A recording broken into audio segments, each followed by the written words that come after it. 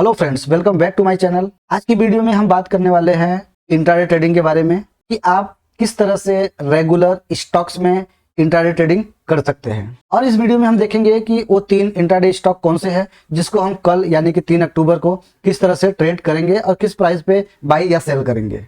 तो video start करने से पहले गाइज, अगर आप हमारे चैनल पे फर्स्ट टाइम आए हैं तो चैनल को सब्सक्राइब कर लीजिए, बेल आइकन को दबा दीजिए, जिससे कि फ्यूचर में आने वाली वीडियो की नोटिफिकेशन आपको मिलती रहे। तो चलो चलते हैं हम लोग चार्ट पे और समझते हैं कि ये इंट्राडे ट्रेडिंग होती क्या है और वो 3 स्टॉक कौन से हैं जिसको हम लोग कल यानी 3 अक्टूबर को किस तरह से ट्रेड प्लान करेंगे। गाइज, जैसा कि आपको पता है कि हमारा इंडियन मार्केट 9:15 से स्टार्ट होता है और 3:30 तक चलता है। तो इंट्राडे ट्रेडिंग एक्चुअल में होती क्या है कि अगर मान लीजिए कि आपने कोई भी पोजीशन 9:15 पे 9:15 या फिर 3:15 के बीच में बनाया और स्क्वायर ऑफ कर लिया। मतलब आपने एग्जांपल से हम लोग समझते हैं कि अगर मान लीजिए कि आपने कोई XYZ स्टॉक्स है, उसको आपने 9:15 के बाद कभी भी आपने इस स्टॉक को बाय किया और 3:15 से पहले इस स्टॉक को आपने सेल कर दिया। ठीक है, तो आपने सबसे पहले क्या किया, स्टॉक को बाय किया। सेकंड क्या किया कि उसको 3:15 से पहले सेल कर दिया। मतलब आपकी जो पोजीशन हुई वो क्या हो गया, स्क्वायर ऑफ हो गया। तो इसी को गाइज हम लोग बोलते हैं इंट्राडे ट्रेडिंग। मतलब आप 9:15 से लेके 3:15 के बीच में कोई भी पोजीशंस बनाएंगे और उसको स्क्वायर ऑफ कर लेंगे, तो उसी को हम बोलेंगे गाइज इंट्राडे ट्रेडिंग। इसमें क्या होगा कि आपको सेम डे प्रॉफिट और सेम डे लॉस पता चल जाएगा। गाइज, अगर आपको इंट्राडे ट्रेडिंग करनी है अगर, तो आपको टेक्निकल एनालिसिस की अच्छी नॉलेज होना चाहिए। क्योंकि ऐसा नहीं है कि आपने अभी बाई कर लिया और शाम के 3:15 बजे तक आप मार्केट में बैठे रहे कि आप मोमेंट आएगा और अपनी पोजीशंस को स्क्वायर ऑफ करेंगे।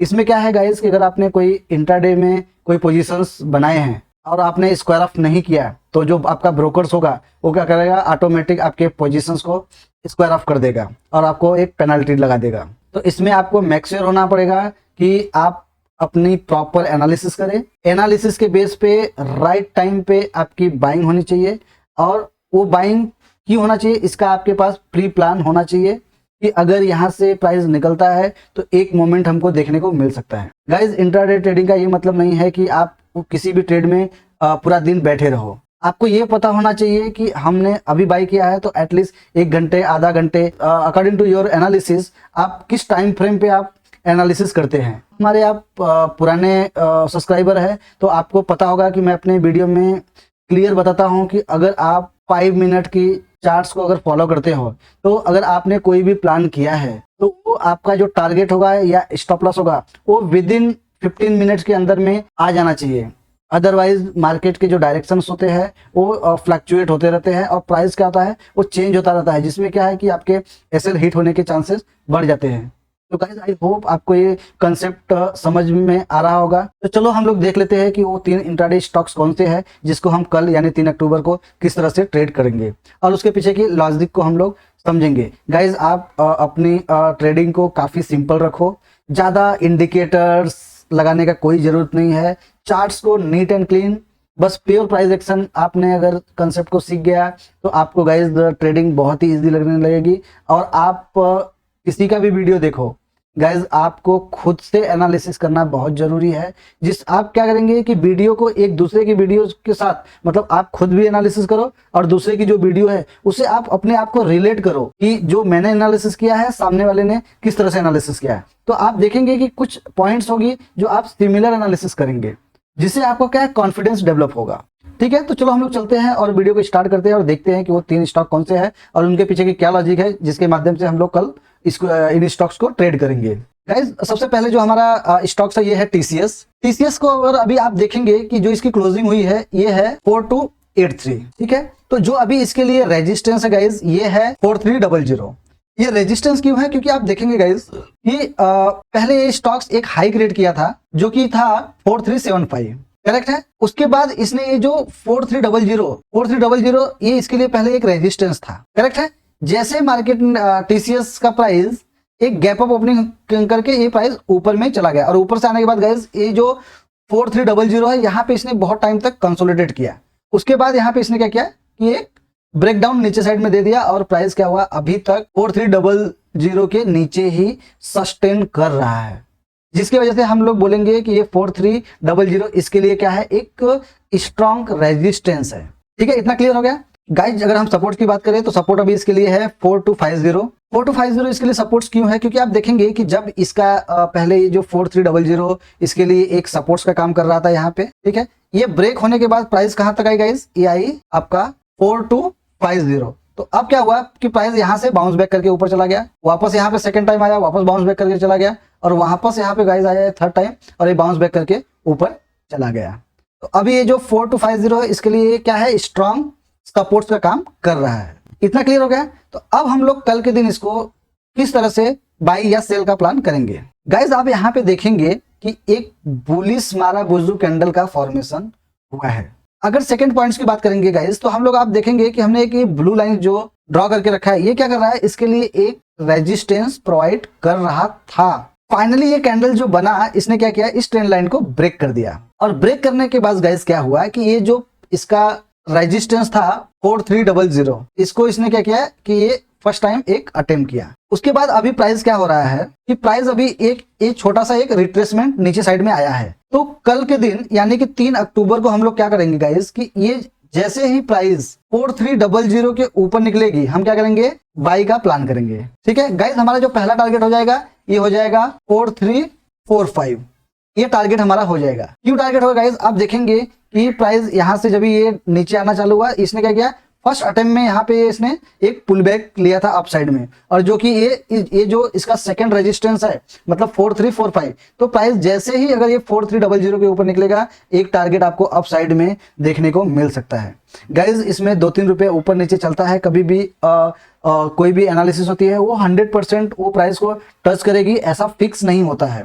तो आप क्या कर सकते हैं, सिंपल सा, जब भी प्राइस 4300 के ऊपर निकलेगी, आप क्या करेंगे, सिंपली बाई करेंगे, और आपका जो टारगेट हो जाएगा, ये जो आप इस कैंडल के एसएल यहाँ पे एसएल प्लॉट करेंगे, और इसी का 1:2 आप क्या करेंगे, अपना टारगेट प्लान कर लेंगे। तो आई होप आपको ये फर्स्ट कंडीशन समझ में आया है। गाइज अगर इस स्टॉक को अभी निगेटिव होना होगा इंट्राडे में, तो इसको क्या करना पड़ेगा, ये 4250 के नीचे प्राइस आएगी, और उसके बाद अगर ये इस कैंडल के नीचे कोई इस 4250 के नीचे कोई कैंडल क्लोजिंग दे देता है, देन आप क्या कर सकते हैं, यहाँ पे अपने एक सेल का प्लान बना सकते हैं, और प्राइस क्या करेगा, इसको 4220 इसको एक बार रिटेस्ट कर सकता है।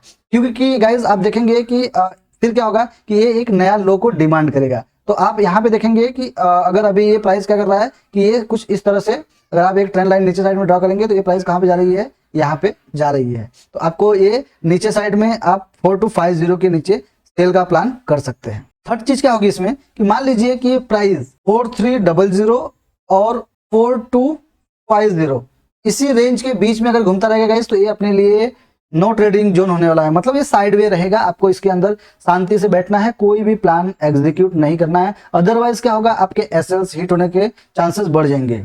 तो कभी भी आपको कोई अच्छा पॉइंट्स मिलना चाहिए एंट्री और एग्जिट का, और उसके पीछे प्रॉपर आपकी जो ये एनालिसिस है वो होनी चाहिए। ठीक है, और ये क्या कभी आएगा गाइज, आप रेगुलर अगर मार्केट को वॉच कर रहे हैं, देख रहे हैं, ट्रेड प्लान कर रहे हैं, मैं इवन अगर आप बिगनर है, तो गाइज आपको ये ऑप्शन ट्रेडिंग में जाना ही नहीं चाहिए। मैं तो आपको रिकमेंड करूंगा कि आप लोग 1-2-3 साल तक, जब तक आपके पास कम कैपिटल है, आप लोग क्या कर सकते हैं, आपको स्टॉक्स में ट्रेड करना चाहिए। अगर आपने स्टॉक्स में अगर अच्छा प्रॉफिट्स बना लिया, तो गाइज आप फिर फ्यूचर ऑप्शन में जा सकते हैं। अदरवाइज तो अगर आपको नॉलेज नहीं है, 2-3 साल अगर आपने मार्केट को नहीं दिया है, तो अगर आपको लॉसेस नहीं करना है ज्यादा, तो आप क्या कर सकते हैं, स्टॉक्स में आओ, आप उसमें कम क्वांटिटी से ट्रेड करो, जिसमें क्या होगा कि आपको बहुत बड़े प्रॉफिट्स तो नहीं होंगे, लेकिन एक अच्छा प्रॉफिट्स आपको देखने को मिलेगा। और मतलब पूरे मंथ में अगर आप कैलकुलेट करेंगे, तो एटलीस्ट 12 से 15% आप बहुत ही आसानी से इसमें बना सकते हैं। तो चलो अभी हम लोग सेकंड स्टॉक देख लेते हैं।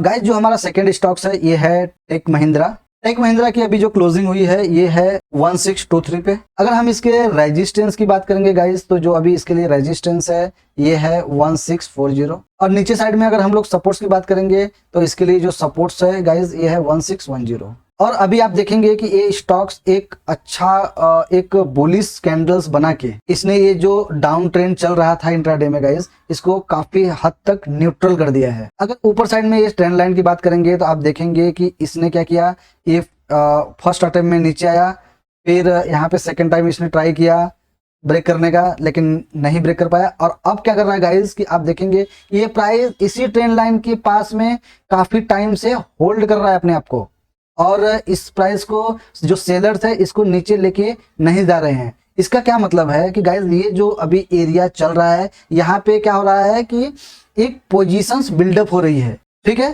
तो यहाँ पे जो नई पोजीशंस है यहाँ पे बन रही है, तो प्राइस जैसे ही कल 1640 के ऊपर निकलेगी, आप क्या करेंगे गाइस, सिंपली बाई करेंगे और आपका जो टारगेट हो जाएगा 1670 हो जाएगा, ठीक है। या फिर आपका जो नीचे साइड में एसएल होगा, आप ए 1610 के पास में अपना एक एसएल प्लॉट करेंगे। गाइस जो हमारा थर्ड स्टॉक्स है ये है एचडीएफसी बैंक।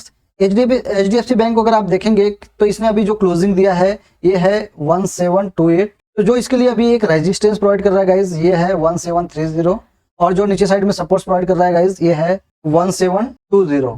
आप जब भी देखेंगे गाइस जैसे ही एचडीएफसी बैंक की प्राइस 1720 के पास आ रही है, ये सपोर्ट्स लेके बाउंस बैक करके ऊपर चला जा रहा है। ऊपर साइड में आप देखेंगे कि जब भी ये प्राइस 1730 के पास जा रही है और ये प्राइस क्या कर रहा है, नीचे आ जा रहा है। तो अभी क्या कर रहा है कि एक साइडवे मार्केट में अपने आप को दिखा रहा है। तो कल के दिन हम लोग सिंपल सा इसमें रखेंगे कि जैसे ही प्राइस 1730 के ऊपर निकलेगी हम क्या करेंगे, बाई करेंगे गाइस, और हमारा जो टारगेट हो जाएगा ये हो जाएगा 1742, ठीक है।